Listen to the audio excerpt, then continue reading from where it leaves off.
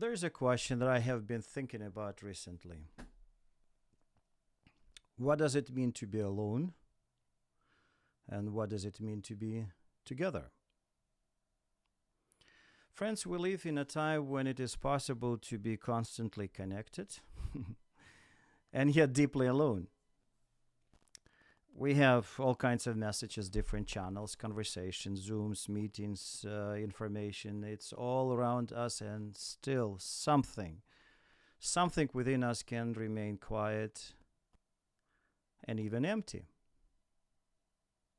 So there are several good questions for self reflection. Do I feel alone? Is this good or bad? Do I want to be alone? And if so, in what sense? There are many good questions that I'm asking myself. They have all kinds of different angles, and I do not have all the answers, but what I would like to do today is to share a few perspectives. In our time, many people seek the freedom. They want the freedom to act independently, act alone, be, in many organizations, solo leaders. And this desire for self-reliance, independence, can lead sometimes to problematic consequences, in my opinion. So thoughtful checks and balances, the presence of communal accountability, family accountability, can help us avoid serious mistakes that we might otherwise make on our own. To be alone in this sense is not very good. Yet I think that being alone is not always a problem. In fact, there is a kind of aloneness that is necessary, even sacred. Moments when we step back from noise, when we begin to listen more carefully, not only listen to our thoughts, but to our hearts, and most importantly, to God. But there is another side. We're not created to live in isolations. We need presence. We need relationships.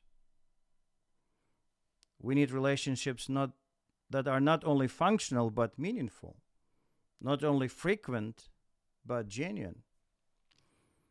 My dear friend, Dr. Greg Jans, who passed away recently and whom I miss deeply, often said we need each other. He has written a book, The Power of Connection, Maximize Your Health and Happiness with Close Relationships. We need each other. We need each other because together we're better.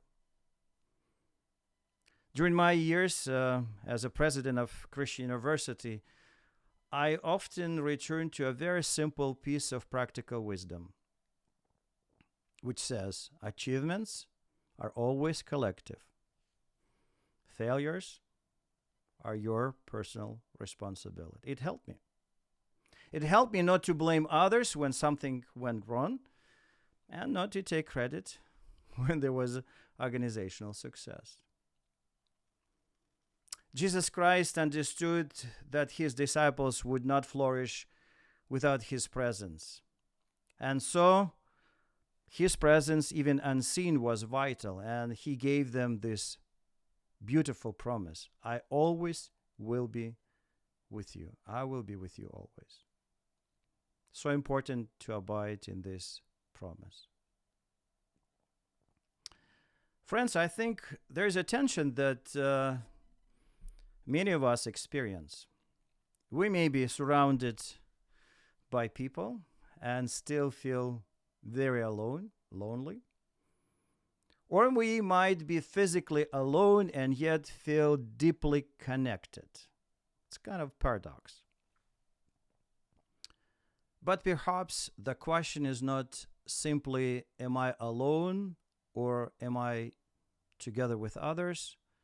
Perhaps the deeper question should be, what kind of presence do I bring or desire to bring to my own life and to the life of others?